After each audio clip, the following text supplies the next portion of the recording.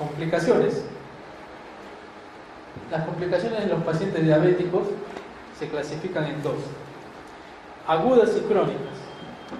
Las agudas son básicamente tres, ¿no? Dos de hiperglicemia y una de hipoglicemia.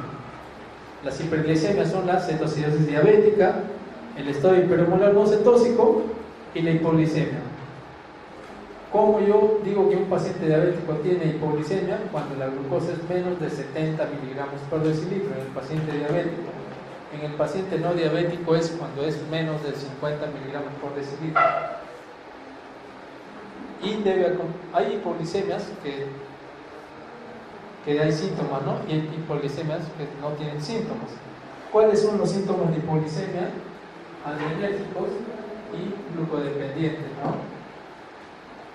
Esto sí sabemos. ¿Cuáles son los síntomas básicamente? Adrenérgicos que puede haber: sudoración, náuseas, vómitos, cefalea también puede haber, ¿no? Y las complicaciones crónicas. Las complicaciones crónicas se clasifican en macrovasculares y microvasculares. Las microvasculares son las más conocidas: la retinopatía diabética, nefropatía diabética, neuropatía diabética. Y las macrovasculares, ¿no? Infartos, las coronariopatías, cardiopatías isquémicas, ACVs, enfermedad vascular periférica.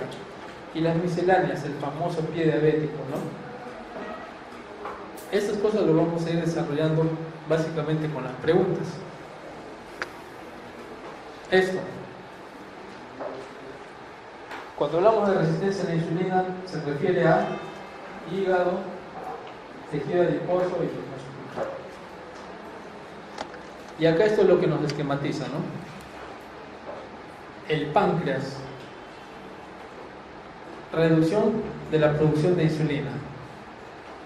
¿Qué es lo que va a producir? Disminución de insulina. Y esto es un páncreas ya agotado, ¿no? Cuando va pasando el tiempo. Y la hiperglicemia va a seguir. Cuando hay hiperglicemia y encima, como no hay buena cantidad de insulina, va a seguir la resistencia a la insulina, el tejido adiposo va a comenzar a hacer la lipólisis, que va a transformar de triglicéridos a ácidos grasos. Estos ácidos grasos llegan a nuestro músculo y al hígado, haciendo en el hígado la neuroglucogénesis, así como también en el músculo, ¿no? No vamos a hablar en esta clase. En la clase de bioquímica vamos a hablar del ciclo de Cori, que cómo es el intercambio, la neuroglucogénesis entre el hígado y el músculo a nivel del piruvato.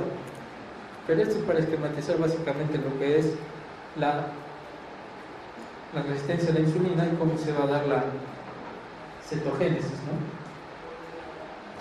La deficiencia de insulina nos va a llevar a nivel del tejido adiposo a la lipólisis. Este aumento de lipólisis nos va a dar la cetogénesis. ¿La cetogénesis de dónde se da? De la degradación de los triglicéridos a ácidos grasos. Y estos ácidos grasos hacen un proceso de cetosis. ¿Y cuántos grupos cetónicos, cuántos cuerpos cetónicos, cuántos tipos de sustancias dan como producto de esta degradación? 3, que son el beta-hidroxibutirato, el acetoacetato y las cetonas, ¿no? ¿Y cuál de estos es el único que se encuentra en orina?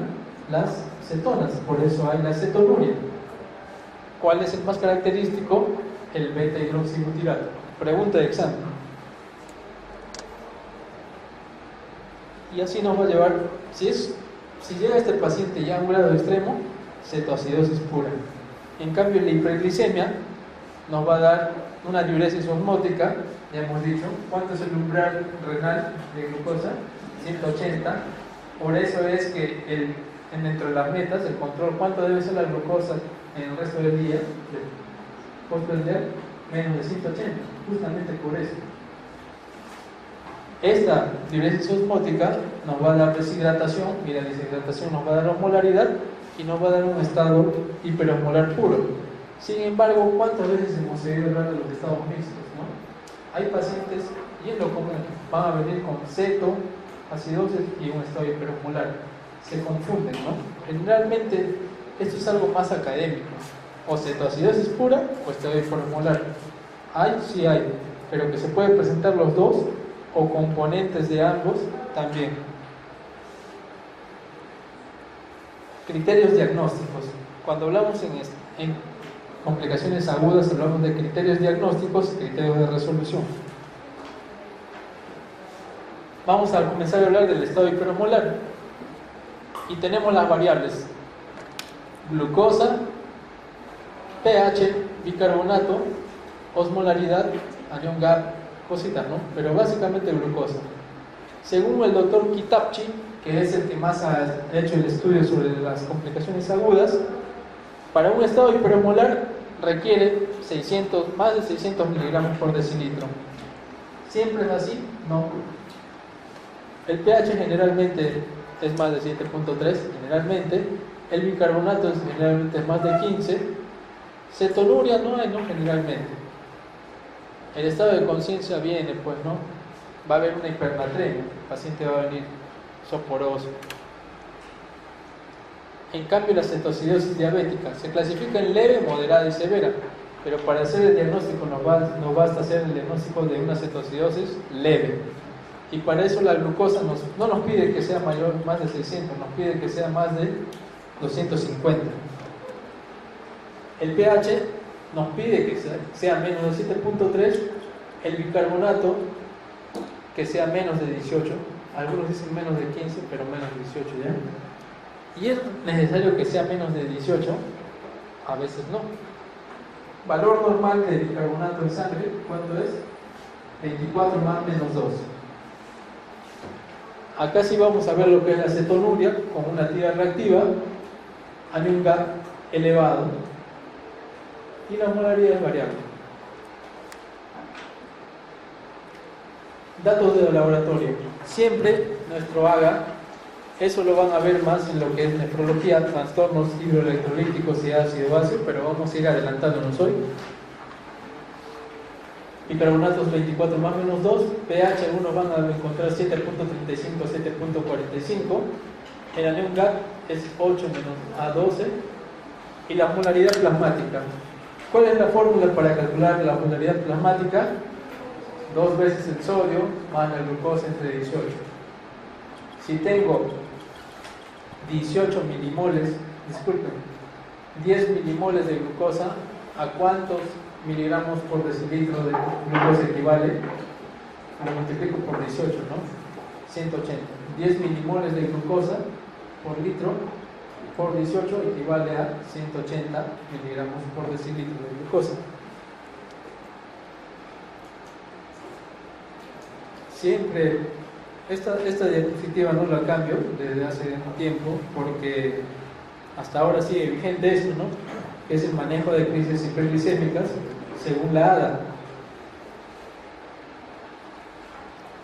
Y cuando hagamos los casos clínicos, todo esto se entiende mejor con los casos clínicos. Se basa en la historia clínica, el examen físico, exámenes auxiliares, el AGA, hidratación, que es lo primero que se hace, y luego la insulinoterapia, y siempre monitorizar en global al paciente. El paciente no viene solamente por diabetes, ¿no? ¿Qué pasa si ustedes tienen un paciente, le diagnostican de cetoacidosis diabética, hacen toda la corrección y no corrigen la acidosis?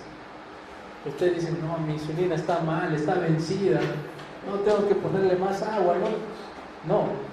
No se han fijado que el paciente tenía una enfermedad renal crónica de fondo y que está haciendo una acidosis producto de la insuficiencia renal. Por eso digo que siempre deben ver al paciente en global. Entonces, no solamente para el estado hiperosmolar no cetóxico, como dice acá, sino también acá para más la cetoacidosis diabética, siempre nos va a servir el cloruro de sodio al 9 por 1000. Cuando hagan su RP escriben 9, una bolita, slash, y 2 o 0.9%, es lo mismo, ¿no? Siempre la primera medida es hidratación. ¿Cuánto hidratar? Según las guías dicen que en la primera hora debemos hidratar de 1,5 litros a 1 litro endovenoso y luego ya regulamos. Hidratación no vamos a hablar, pero recuerden que se hidrata con cloruro de sodio 9 por mil siempre. Están en el serums, no tienen insulina, hidraten.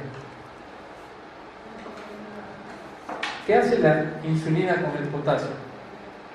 Seguramente eso han oído hablar. La insulina hace que el potasio ingrese al intracelular, ¿no? Por eso en casos, eso han visto en clases de cardiología y en nefrología van a ver manejo de hiperpotasemia. ¿Cuál es la primera medida para el manejo de hiperpotasemia? Pregunta de examen. Insulina no es, pero hay que estabilizar la membrana, gluconato de calcio, ¿no? Luego otro podemos utilizar, hacer una solución despolarizante, es decir, darle insulina con glucosa. Otro también, resinas de intercambio, carboxilato.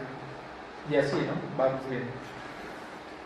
Pero en un paciente diabético, imagínense que el valor normal del potasio es 3.5 a 5.5 miliequivalentes por litro. Digamos que este paciente diabético me viene con 3, está en hipopotasemia, ¿no? Está en hipocalemia. Y si yo le doy insulina, le voy a empeorar, porque voy a hacer ingresar más potasio intracelular. Por eso, ¿qué dice acá? Primero, con respecto al potasio, veo si es más de 5.5, 5.2 o 3.3. Si es más de 5.2, no le doy nada de potasio. Pero si es que es menos de 3.3, le doy insulina, pero le tengo que dar reto de potasio, ¿no? Siempre ver eso. No se emocionen nomás. Primer día de internado, me tocó guardia de medianoche, ¿no? Los asistentes se fueron al cuarto, ya le dejan el cero al residente y el residente le deja el cero a ustedes. Viene el paciente, puede pasar. A mí, bueno, no me pasó a mí, ¿no? Pero a mi amigo sí. Entonces, llegan ustedes, están en su internado, paciente diabético. El mismo caso, paciente 40 años, 1,65 m, pesa 85 kilos, ha bajado en la última semana 5 kilos, vienen todo, estoy deshidratado, ya batallando, no puede, le hacen su AGA, le encuentran un estado hipermolar no cetósico, ¿no? ¿Cuáles son los criterios? Hemos dicho, glucosa mayor de 600, generalmente el pH es más de 7.3. ¿Qué más? La molaridad, ¿cuánto tiene que estar? Valor normal de osmolaridad en sangre es de 280 a 295 miliosmoles. Acá está. Osmolaridad en el estado hipermolar no cetósico le consideran más de 320 como referencia, no siempre, ¿no? Valor normal de osmolaridad 280 a 295 milismoles por kilogramo de agua. Entonces seguimos, ¿no? Nuestro paciente le encuentran todos los criterios para un estado hiperosmolar. Bien, ¿qué hago? ¿Qué es lo primero que hago? Hidratarle. ¿Con qué? Con cloruro de sodio 9 por mil. Ya, le hidrato 1,5 litros y no veo el potasio. Veo el potasio, yo le doy la insulina y al momento el paciente hace paro. ¿Qué pasó? No le vi el potasio. No pueden dar así. Ya saben, solamente dan potasio cuando es menos de 7 puntos, disculpe, 3.3, ¿no? Si está entre 3 puntos, acá como está, vamos a ver. Si está entre 3.3 a 5.2, no le dan potasio, le dan insulina nomás. Otro, bicarbonato. Solamente, para resumir esto, el bicarbonato se repone cuando es menos de 6.9, es decir, a partir de 6.8. Esto no solamente es para pacientes diabéticos, esto es en shock trauma cuando entren menos de 6.9 bicarbonato, si no, no le dan. Y las fórmulas de uso más frecuente, el anión GAP es sodio menos la suma de cloro más bicarbonato. Cálculo del déficit de agua, ahí tenemos una fórmula, de eso sí, cuánto quieren darle de agua en las 24 horas, pero esto es algo dinámico. Uno va monitorizando al paciente. A un paciente cardiópata no le voy a calcular el déficit de agua y le voy a reponer todo el volumen, ¿no? Lo sobrecargo. el cálculo de la molaridad, 2 veces el sodio, no se necesita potasio. Hace 2 años salió la guía de hiponatremia, es una guía mundial porque la manejan las sociedades europeas de endocrino, nefro, intensivas. Es 2 veces el sodio más la glucosa entre 18. Y el sodio sérico corregido, esto sí es importante. Sodio sérico más la glucosa sérica menos 100 por 0.016. ¿Qué quiere decir esto? Que en un paciente diabético, por cada 100 miligramos de glucosa, el sodio real aumenta en 1.6, es decir, digamos, por encima de 100. Digamos que este paciente tiene 300 miligramos de glucosa. ¿Cuántas veces 100 por encima de 100 está? 2 veces. O sea, multiplico 2 por 1.6. ¿Cuánto es? 3.2. Y su sodio es, digamos, 140. Pero su sodio real, ¿cuánto sería? 143.2. ¿Se deja entender? Otra vez, cuando viene el paciente diabético, ahora tiene el paciente diabético 400 miligramos por decilitro. ¿Cuántas veces 100 por encima de 100 tiene? 3, ¿no? Multiplico 3 por 1.6, ¿cuánto es? 4.8, ¿no? Y su sodio lo mido en el AGA o el sérico, tiene 140, no, me tengo que sumar los 4.8. Eso es lo que ustedes tienen que hacer siempre con un paciente diabético. Por ahí algunos le van a decir, no, no es 1.6, es 1.5. Pues también es que en algunas guías antes estaba así. Y ahora sí hacemos preguntas. Con esto vamos a poder aplicar a ver lo que hemos aprendido. ¿Cuál de las siguientes es la causa más frecuente de hipoglicemia? En diabéticos, por menos de cuánto hablamos de hipoglicemia en pacientes diabéticos, menos de 70. Y en pacientes no diabéticos, 50. La primera causa, en la hipoglicemia la estudio de la siguiente forma. Hipoglicemia.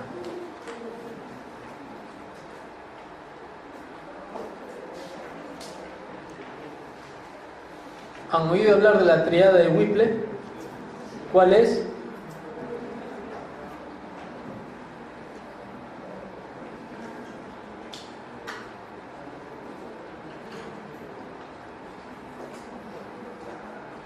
Uno, hipoglicemia. Medida. 2, síntomas. Y 3, que si yo le doy glucosa, mejore, ¿no? Entonces, la hipoglicemia la clasifico en 2. Hipoglicemia hiperinsulinémica.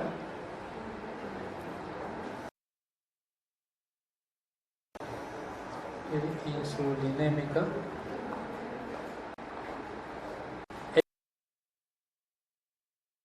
Hipoglicemia no hiperinsulinémica.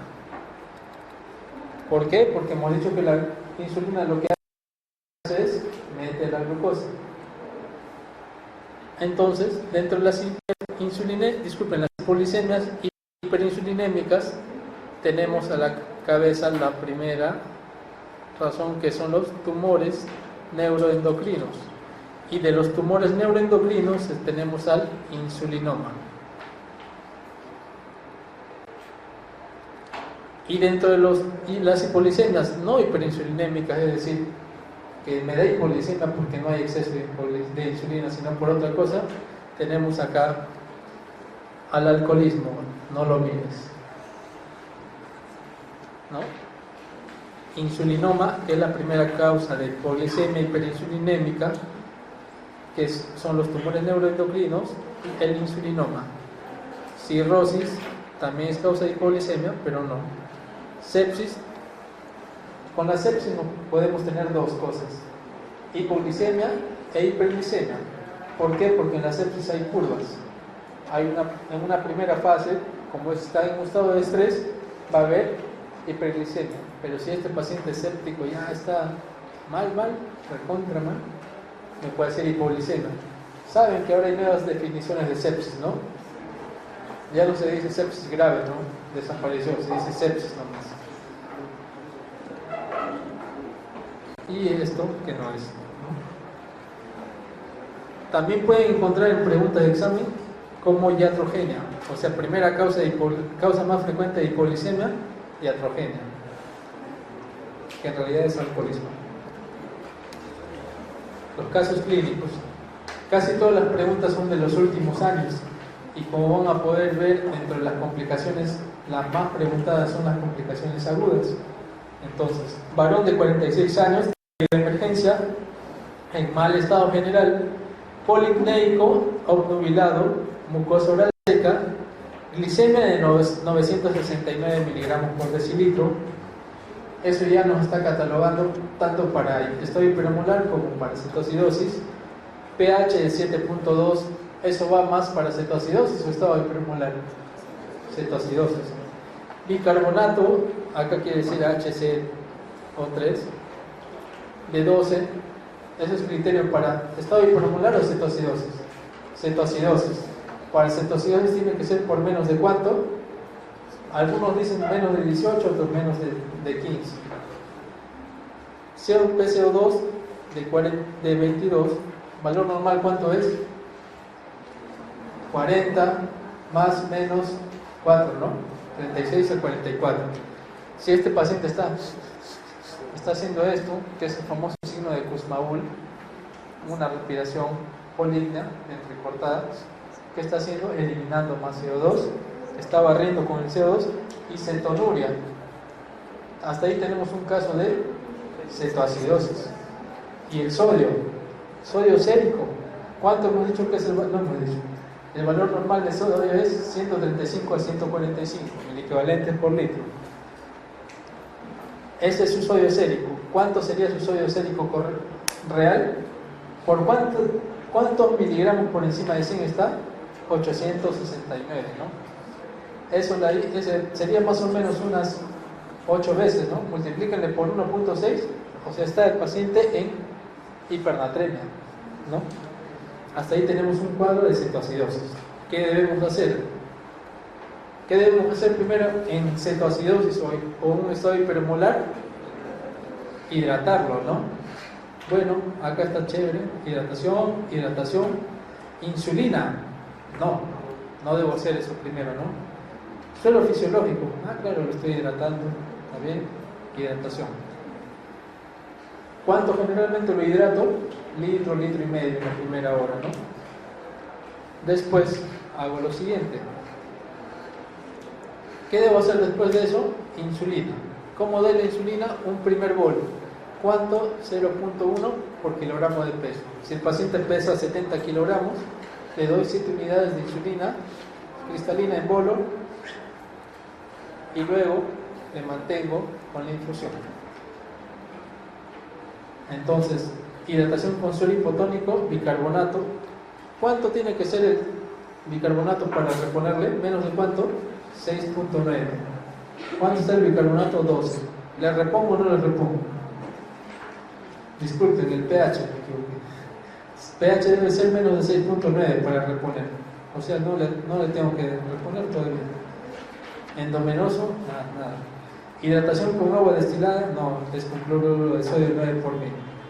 Insulina endovenosa en bolo y bicarbonato, no, pues todavía no, está en 7.2.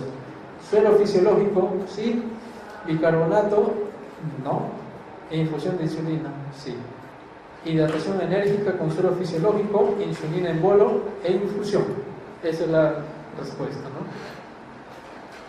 O sea, sí nos ha servido, ¿no? Bicarbonato menos de 6.9 para reponer. ¿Y cuánto es el bolo de insulina? Peso en kilogramos por 0.1. Luego le dejan la infusión. ¿Cómo se prepara la infusión de insulina? Van a encontrar varios protocolos, pero lo usual es que agarren un Bolutrol de 100 mililitros, lo llenen y pongan ahí 100 unidades de insulina y eso le van pasando, ¿no? Puedo calcular, puedo ponerle una velocidad de infusión de 1 cc por hora, 2 cc por hora, y eso tengo que ir monitorizando, que vaya bajando la glucosa. Otro caso clínico, varón de 41 años, obeso, acude de emergencia por dolor abdominal difuso de moderada intensidad. La clínica para el estado hipomolar no cetóxico va responde más a lo que es una hiperosmolaridad, o sea, trastorno del sensorio, deshidratación. En cambio, con la cetocidosis también nos responde a los síntomas clásicos, ¿no? Polidipsia, poliuria, síntomas de deshidratación, pero también tiene algo característico, más característico que el estado hipomolar: dolor abdominal y la respiración de Kussmaul, que no es el signo de Kussmaul que ustedes han visto en cardiología, ¿no? ¿Por qué se da el dolor abdominal en una cetocidosis diabética? No se sabe con exactitud, pero dicen que por el estado de deshidratación da un dolor esplácnico, dolor abdominal. Pero uno dice, pero en el estado hipermolar también hay deshidratación. No se sabe exactamente por eso, porque mencionan que los cuerpos cetónicos también podrían estar implicados en esto. ¿Qué dice? Frecuencia respiratoria polipneico 34, presión arterial 110/60, Glasgow de 11, mucosa oral seca, exámenes de laboratorio, glucosa de 679. Eso nos corresponde ya para estudio hiperosmolar como cetocidosis diabética. Sodio de 145, ¿está en valores normales? Hasta ahí sí, no, pero si hacemos la corrección está en hipernatremia. Potasio de 3.4, valor normal de 3.5 a 5.5. Bicarbonato de 6.5, o sea, nos va más por la cetocidosis diabética, y pH de 6.9. PCO2 de 26, que es por la poligna, ¿no? Está barriendo con todo el CO2. ¿Cuál es el tratamiento inicial? Siempre tenemos que hacer, analicemos, pero como ya sabemos, ponemos. La respuesta es hidratación enérgica con suero salino, ya sabemos, insulina endovenoso en bola y bicarbonato. Acá sí, el pH está 6.9, está el RAS, pero digo, está 6.9, a mí me han enseñado que tiene que ser menos de 6.9. Voy a esperar que esté 6.8 para darle el bicarbonato. No, pues eso es el criterio clínico. Pero en cambio los otros, insulina endovenosa inicial, no, inicialmente es la hidratación con suero fisiológico o cloruro de sodio 9 por mil, que es lo mismo. Hidratación con solución hipotónica, falso, es con isotónico. Gluconato de calcio, el gluconato de calcio se da en hipercalemia, y esto no está en hipercalemia. Hidratación enérgica con solución isotónica, eso sí, e insulina, nada más, no. Insulina acá es más completo, ¿no? Endovenosa y bicarbonato. Solución salina hipotónica, que ya hemos dicho que es isotónica. Bicarbonato, eso sí. Suero salino isotónico, sí. Insulina NPH a dosis elevadas y bicarbonato. Nunca se utiliza insulina NPH, no se utiliza otro tipo de insulinas en lo que es un estado agudo. Paciente diabética cuyo perfil lipídico es colesterol LDL 150, HDL bajo, triglicéridos 180, ¿cuál es la mejor recomendación? La mayoría de preguntas no son de esto. Como nos vamos a otro tema, calcio. ¿Cuántas preguntas han venido de calcio para lo que es ENAM en los últimos 10 años? Una. Entonces tratamos de ganar rentabilidad acá. ¿Esta es una pregunta que nos suele venir? No. ¿Pero tenemos que saberla? Sí. ¿Vamos a desarrollarla toda acá? No. En la segunda fase vamos a hacer mayores cuadros resumen. Pero hemos visto que cuáles son los objetivos terapéuticos. ¿Cuánto debe ser el colesterol LDL de un paciente diabético? Menos de 100. Triglicéridos, no me han dicho. Debe ser menos de 150, ¿no? Pero a partir de qué valor yo doy tratamiento, básicamente con estatinas para el colesterol, cuando es más de 190. Independientemente del paciente, ¿no? valor colesterol total 190, yo ya tengo que dar tratamiento farmacológico. Por lo tanto, tiene 150. ¿Le doy o no le doy? Por este criterio no. No me dice que es un paciente que ha tenido un infarto, ¿no? Entonces, tampoco. Si es que hubiese tenido un infarto, un antecedente coronario, ahí sí le tengo que dar estatinas, independientemente del valor de colesterol LDL. Y triglicéridos. Los triglicéridos, que son la forma que se almacenan los lípidos en nuestro organismo, tanto en el hígado como en el músculo, en el hígado, en lo que es tejido adiposo, son reflejo directo del consumo de carbohidratos, ¿no? Y esto de acá, si esto nos está diciendo que este paciente sigue comiendo azúcares, harinas, y aún no tiene un valor mayor de 190, darle fibratos, que son fármacos ácido acetil salicílico, que no tiene que ver nada con el colesterol, pero sí previene lo que es la agregación plaquetaria, al igual que el clopidogrel. La atorvastatina sí, ¿no? Que es una estatina que inhibe la enzima que convierte al colesterol. No debo darle, ¿no? Solamente esto manejo con dieta. Entonces, cuando le den este tipo de preguntas, ustedes miren de frente, LDL más de 190, le tengo que dar tratamiento. Si es que el paciente tiene un LDL normal, pero ya es un paciente cardiópata, por más que le digan que el paciente diabético es un equivalente coronario, o sea, es un paciente que equivale a que ya ha tenido un evento cardiovascular, no, tiene que haber tenido para que le den dieta, no más. Varón de 62 años, diagnosticado de diabetes mellitus hace 20 años, presenta dolor en extremidades inferiores desde hace 4 meses aproximadamente. ¿Cuál es el diagnóstico? Tenemos una complicación crónica microvascular que es la neuropatía diabética. La neuropatía diabética puede ser la famosa polineuropatía diabética, puede ser una mononeuropatía diabética o puede ser una neuropatía autonómica, ¿no? La glucosa, sabemos que es la causante de esta. ¿Qué es lo que va a pasar? La polineuropatía diabética es la clásica neuropatía simétrica, distal, progresiva, sensitivo, motora. La mononeuropatía diabética solamente se la afecta un par craneal que con mayor afectación en el paciente diabético, el tercer par craneal. Y la neuropatía autonómica es aquella que se presenta a nivel digestivo, por ejemplo, gastroparesia diabética o gastropatía diabética, otro vejiga neurogénica. ¿Y cómo hago estos diagnósticos de neuropatía autonómica? Lo que es gastroparesia diabética, utilizamos medicina nuclear, retraso y engrosamiento gástrico. Diagnóstico de vejiga neurogénica es por descarte. Descarto otras causas de vejiga neurogénica, traumatismos. Yo hago el diagnóstico, en el contexto de un paciente diabético, hago el diagnóstico de vejiga neurogénica. No se trata que yo digo, paciente diabético, no orina, se le llena la vejiga, ya, no. Tal vez es un problema prostático, un problema obstructivo. Y lo que es también, dentro de la neuropatía autonómica, están las disautonomías. Pacientes diabéticos que me paran haciendo hipotensión. De la nada, están sentados pero están haciendo hipotensión. Hay una ACV, algo. Descartan que sea una enfermedad de Addison, no es. Tal vez es una disautonomía. Ustedes han oído hablar también, hay pacientes diabéticos que están haciendo hipoglicemia, pero no sudan, no tienen náuseas.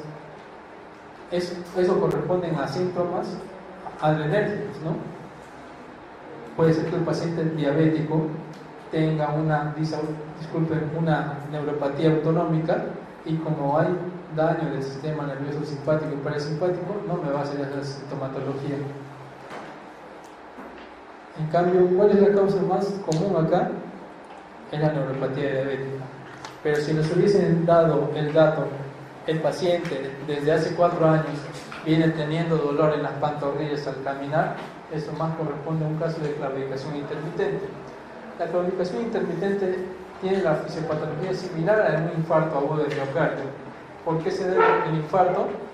Por desbalance entre la el aporte de oxígeno y el consumo, ¿no?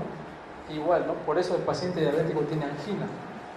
Es lo mismo que pasa a nivel periférico. El paciente es como que tiene una angina, pero en las piernas. Por eso es que da.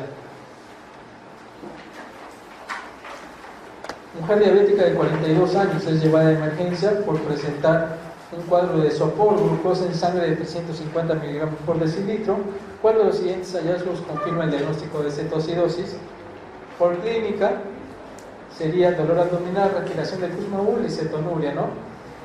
El primero, polidipsia, polifagia y poliuria, nos confirma no, porque es algo inespecífico, tanto para cetoacidosis diabética como para el estado hipermolar.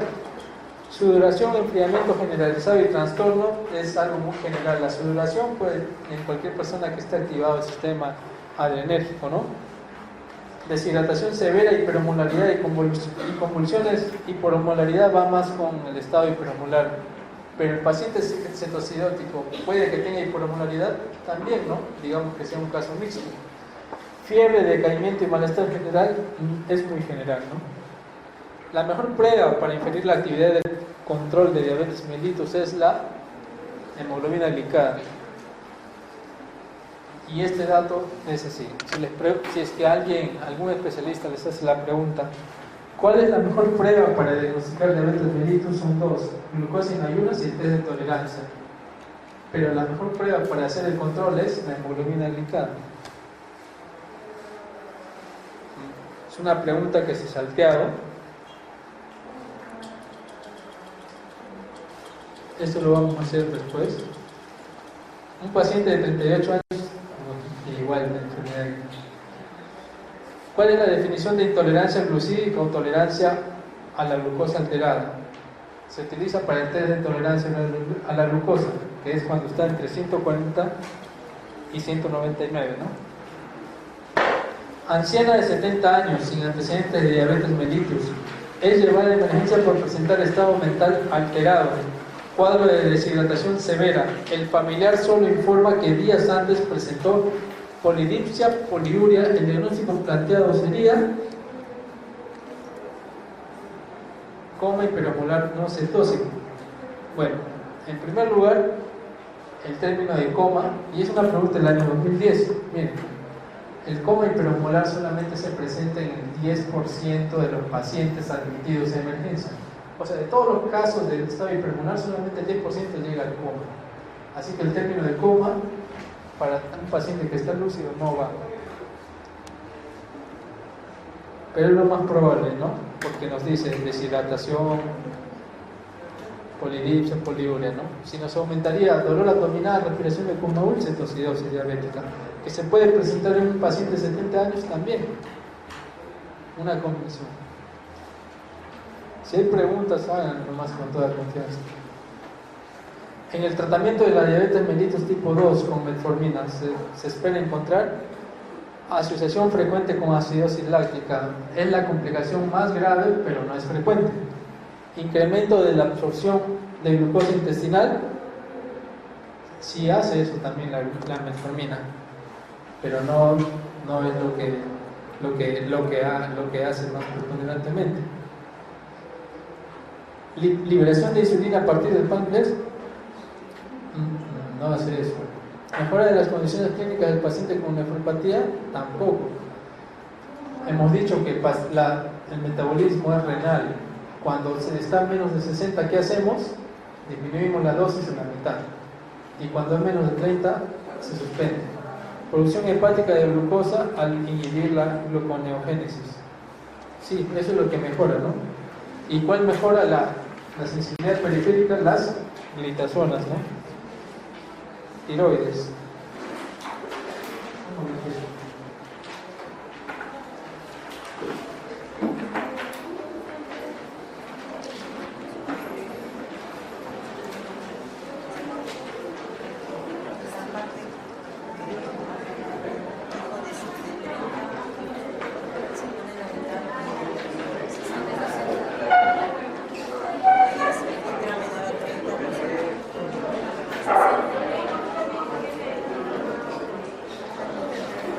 ¿Hay alguna pregunta de diabetes hasta ahora?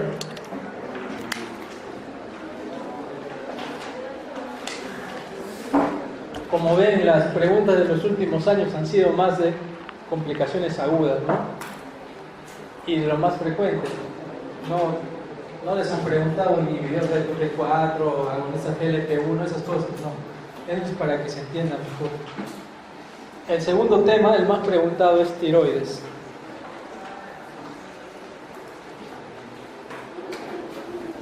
La tiroides, van a recordar lo siguiente: siempre estudio tiroides en forma y función.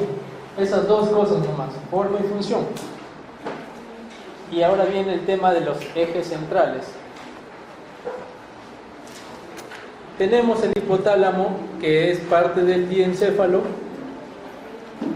El hipotálamo produce una hormona que es la TRH, que actúa a nivel de hipófisis, adenohipófisis, la cual estimula la producción de TSH, y a nivel de tiroides estimula la producción de T3 y T4. Y esto hace un feedback, ¿no? Cuando hay aumento de T3 y T4, disminuye la producción de TRH y TSH. A nivel de tiroides, ¿cómo sale en porcentaje? Se produce un 90% de T4 y un 10% de T3. Pero estas hormonas, cuando actúan a nivel periférico,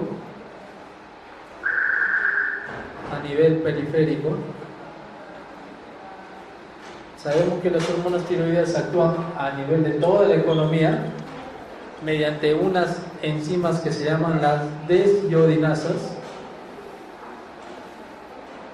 Hay conversión de T4 a T3, ¿no? Por esta acción de estas enzimas, desiodinasas. ¿Cuántos tipos de desiodinasas hay? Hay 3. 1, 2 y 3. De estas 3, la 3 es la que nos va a dar importancia para algo, para el síndrome de la tiroidea enferma, que vamos a ir recordando acá. Lo normal es que T4 o T3 se convierta a nivel periférico, y lo normal es que las desiodinasas 1 y 2 actúen, pero cuando hay aumento del uso de esta desiodinasa, la tipo 3, hay aumento de la actividad, en vez de producirse T3, se produce T3 reversa. Es como la gemela malvada de la T3, ¿no? Entonces, ¿qué situaciones hacen que la conversión periférica de T4 a T3 esté disminuida y se active la desiodinasa tipo 3 y aumente la producción de T3 reversa? Esto de acá lo hacen los glucocorticoides. ¿Qué más? Situaciones de sepsis, situaciones de estrés, que bueno, está dentro de parte de sepsis. ¿Qué más también? Los beta bloqueadores tipo propranolol. Este tipo de fármacos, situaciones, disminuyen la conversión periférica de T4 a T3 y hacen que T3 reversa aumente. Y el estrés y sepsis son enfermedades. Vayan recordando esto. A nivel histológico, similar a lo que hemos hecho con diabetes, aunque está un poco muy claro, tenemos el capilar, trae el yodo de la comida, lo ingresa, la glándula tiroides es así, ¿no? Un H más o menos. Sacamos una porción microscópica y vamos a ver los folículos tiroideos, que son células epiteliales.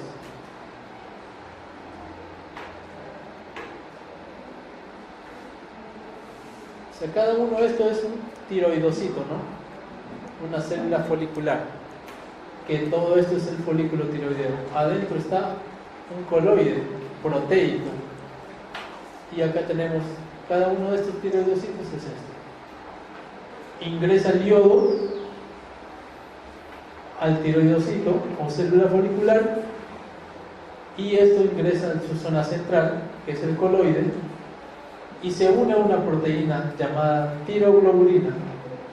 Esta tiroglobulina se escinde y finalmente va a producir T3 y T4, que el T4 se produce en un 90% y T3 en 10%, pero a nivel periférico se invierte. El 90% pasa a ser T3 y el 10% pasa a ser T4. Otra cosa más, ¿cuál es más potente? T3 es 3 veces más potente que T4. Y las enfermedades tiroideas. Recuerden siempre forma y función, todavía no llegamos a eso. Pero las enfermedades tiroideas se clasifican básicamente en hipotiroidismo, hipertiroidismo, hiperfunción, inflamaciones de la glándula tiroides y los nódulos tiroideos y bocio. Esto debe ser un grupo, bocio y nódulos tiroideos y los cánceres de tiroides. ¿Hay otras enfermedades más? No, pero hay alteraciones genéticas, como vamos a ver. El hipotiroidismo sabemos que se puede clasificar primario y central, ¿no? Primario es cuando hay disminución de hormonas tiroideas a nivel de la glándula tiroides y luego el hipotálamo y hipófisis como consecuencia van a hiperfuncionar. Luego vamos a ver esto. Tiroiditis. ¿Cuántos tipos de tiroiditis conocidas hay? 4, ¿no? La aguda o bacteriana, subaguda o de Kervain, crónica de Hashimoto y la fibrosis de Arrhidie.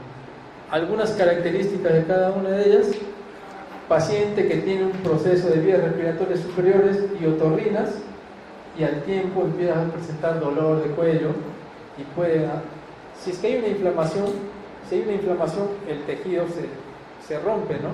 Entonces hay liberación de hormonas, puede cursar con cuadros de tirotoxicosis. De ahí vamos a desarrollar. Esto es una introducción nomás. Diferencias entre la aguda y la subaguda, bien difícil, ¿no? Decir cuál es una y otra. Pero si le dan paciente con proceso gripal, otorrino, laringe, cualquier cosa, gripe, y hacen un cuadro de tirotoxicosis, casi siempre es de Kervain en las preguntas de examen. Pero en la vida real es bien difícil. Otra cosa, una tiroiditis subaguda o una tiroiditis aguda supurada es más común en los niños y generalmente afecta un solo lóbulo. Eso pueden ver, niños que tienen gripe, van al pediatra, le dan amoxicilina y paracetamol y al tiempo viene que le duele más, le tocan ganglios, todo. Le hacen una ecografía para ver y encuentran que hay necrosis lipoefactiva dentro y van a ver un solo lóbulo afectado. Eso generalmente es una tiroiditis supurada, pueden ver. La crónica es un proceso autoinmune, ¿no? Y en la Hashimoto se caracteriza por lo siguiente: cuando les hablen de Hashimoto, piensen en 2 anticuerpos: la antitiroglobulina, que ya hemos visto que es la proteína que se encuentra dentro del coloide, y la antiperoxidasa, AP. Cuando piensen en un cuadro de tiroiditis Hashimoto, para confirmar tienen que tener positivo antitiroglobulina o antiperoxidasa, o ambas. ¿Peroxidasa en qué es? En esta oxidación. ¿Quién hace esto? La peroxidasa. ¿Cómo es la historia del Hashimoto?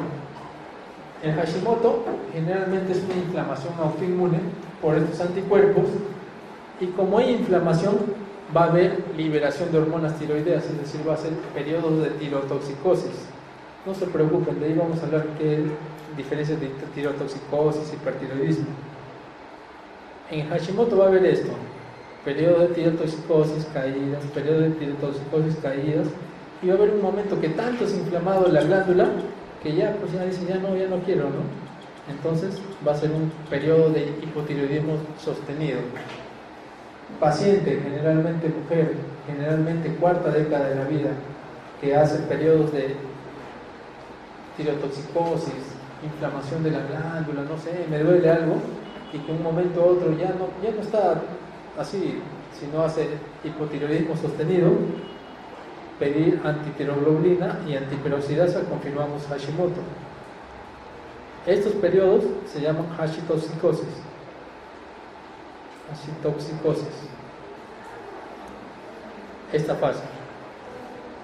Y la fibrosis de Riedel, que no se sabe la etiología, pero es una glándula tiroides pétrea, se fibrosa. Nódulos tiroideos que ya vamos a hablar, y los cánceres de tiroides, ¿no? La mnemotecnia clásica es por fin me acuerdo, ¿no? Por fin me acuerdo. ¿Y qué tiene que ver? De acá es el más frecuente y acá el menos frecuente. Y acá es el menos severo y acá es el más severo. Es decir, el papilar es el más frecuente, pero es el más fácil de tratar. Y el anaplásico es el menos frecuente, pero es el más difícil de tratar. Al igual que hay la ADA, existe la ATA, que es la Asociación Americana de Tiroides. Y nos dice que un nódulo tiroideo es una lesión discreta. Discreta es algo diferente dentro de la glándula tiroides, que es radiológicamente distinta del parénquima tiroideo que lo rodea. Yo cuando hablo de tiroides, la ATA me dice que debo tener una imagen radiológica. Pero si yo recuerdo siempre en la clínica, palpo a un paciente un nódulo, voy a esperar, no, la ATA me ha dicho que tiene que ser radiología. Ah, no, entonces no es un nódulo, no. Si yo palpo es un nódulo también, pero en sentido estricto esto es lo que dice la ATA. Y para el estudio del nódulo tiroideo, y no solamente del nódulo tiroideo, tenemos que recordar lo siguiente: siempre forma y función. ¿Cómo estudio la función de la glándula tiroides? Es decir, si está funcionando normal, si está hiperfuncionando o hipofuncionando, lo hago con el perfil tiroideo, ¿no? El perfil tiroideo implica tres cosas básicas, ¿no? TSH, T4 libre y T3 libre. Para estudio de la forma, el mejor examen que hay es nuestra gran ultrasonografía, tomografía y resonancia magnética. Y acá tenemos un examen mixto, que es la gamografía. ¿Por qué? La gamografía no es más que dar un radioisótopo al paciente, generalmente yodo o tecnesio también puede ser. Se le da, hay formas, ¿no? Darle vía oral o vía endovenoso, se le da al paciente y se ve en una cámara de gamografía cuánto capta. Si capta mucho es que está hiperfuncionando, y además también se puede ver si la glándula está aumentada de tamaño. Por eso acá lo ponemos en el medio, porque es un examen mixto. Forma y función, dos formas de estudiar la glándula tiroides. Pero para ver cualquier estructura, si es maligna o benigna, siempre la histología. La mejor forma es una biopsia por aspiración de aguja fina, que si es adecuadamente realizada, nos da un mayor de 95% de efectividad. O sea, estudiar la tiroides, si es que hay una buena biopsia, nos puede decir más del 95% si es algo bueno o descartar algo malo. Bueno no, benigno, ¿no? Y las indicaciones para la realización de BAF, de una biopsia, no es que, bueno, palpo algo, ya le voy a hacer una biopsia, no. Hay recomendaciones actuales, son variadas, sí, pero esto es un resumen, ¿no? Nódulos palpables, sólidos, solitarios, esos que andan solos tengan cuidado, y mayores de 1 centímetro, biopsia. Nódulos menores de 1 centímetro, pero que tengan características de malignidad. ¿Cuál es la característica que nos indica mayor riesgo de malignidad? Son las calcificaciones. Calcificaciones, ¿no? Las segundas, vascularidad central. Esto, o que tenga características de malignidad independiente del tamaño, o sea, por tamaño, si es mayor de 1 centímetro, generalmente va. Y en general, si es que hay características de malignidad, también abajo. Es simple, ¿no? Resumen: función de tiroides, siempre perfil tiroideo. Forma de tiroides, ecografía. Gamografía es un mix, pero tengo que saber cuándo pedirlo, como vamos a ver. Y el BAF, sabemos dos indicaciones básicas: más de 1 centímetro, biopsia; Y en general, cuando tiene características de malignidad, si tiene menos de 1 centímetro, va a ser más difícil biopsiarlo. Pero si, por ejemplo, tienen bastantes calcificaciones centrales y le hacen un ecodoppler y hay vascularidad central, biópsienlo también. Esto para terminar, para ir al break. Recuerden que en el TSH tenemos de 0.4 a 4 miliunidades por litro. Los valores de T4, esto es una referencia, en algunos laboratorios les van a decir hasta 19 nomás. Tiroglobulina, anticuerpos antitiroideos, son 3 anticuerpos antitiroideos básicos, ¿no? Antiperoxidasa, antitiroglobulina y antirreceptor de TSH. Esto lo vamos a hablar con cada de las patologías, ¿no? Biopsia, BAF, ecografía, eso es. Eso es todo para la primera hora. Podemos ir al break y luego continuamos con esto.